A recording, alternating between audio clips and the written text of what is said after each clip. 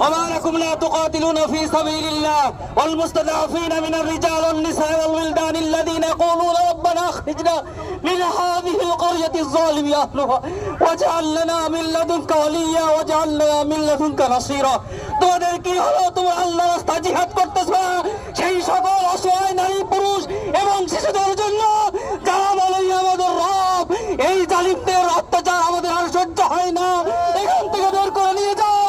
তোমার কাছ থেকে আমাদের জন্য সাহায্য পাঠাও, তোমার কাছ থেকে আমাদের জন্য অভিভাবক পাঠাও। পৃথিবী আজকে অন্ধ হয়ে গেছে।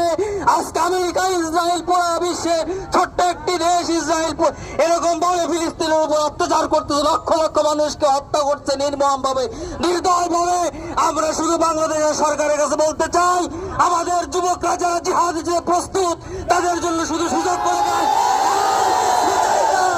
আমরা আর কিছু চাই না, আমরা জিহাদে যেতে চাই, জীবন দিতে চাই, মৃত্যু হবে, শহীদের মৃত্যু হবে। এই জীবন দিয়ে কি লাভ? এই জীবন দিয়ে কি লাভ? যেই জীবন আমার ভাইদের জন্য কোনো কাজে আসে না, যেই জীবন মুসলিম উম্মার জন্য কোনো কাজে আসে না, এই জীবন জীবন নয়। এর চাইতে মৃত্যু ছেড়েও শহীদ হতে চাই, জীবন দিতে চাই।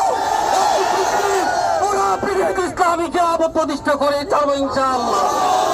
আসসালামু আলাইকুম রহমতুল্লাহ। রক্ত দিয়ে নেব এই জারজ দেশ, যেটা কোনো দেশ না, যেটা দখলদারি দেশ, এই দেশের প্রতিটা শুকরের বাচ্চাকে আমরা ধরে ধরে জবাই করবো ইনশাআল্লাহ।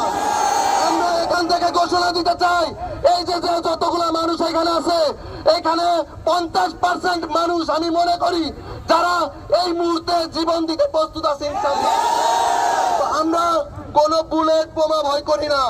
আমরা ইসরায়েল নয়, পুরা আমেরিকাকে ঘোষণা দিতে চাই, এই আমেরিকা হচ্ছে পৃথিবীর একমাত্র জঙ্গি দেশ, যেই জঙ্গি দেশ পুরা পৃথিবীর মধ্যে ম্যাসাকার চালাচ্ছে। এই আমেরিকার মদতে আজকে পৃথিবীর প্রতিটা জায়গায় নৃশংসভাবে হত্যাযজ্ঞ চলছে। এই আমেরিকা যে শান্তির বাণী শোনায়, আমরা এটা জানি, তারা অশান্তি সৃষ্টিকারী। তো সেই ক্ষেত্রে আমরা এইখান থেকে স্পষ্ট বার্তা দিতে চাই, আমেরিকা আমাদের প্রভু নয়, আমাদের প্রভু আমাদের রব। আর এই রবকে খুশি করার জন্য আমরা আমাদের ভাইদের রক্তের বদলা নেব ইনশাআল্লাহ।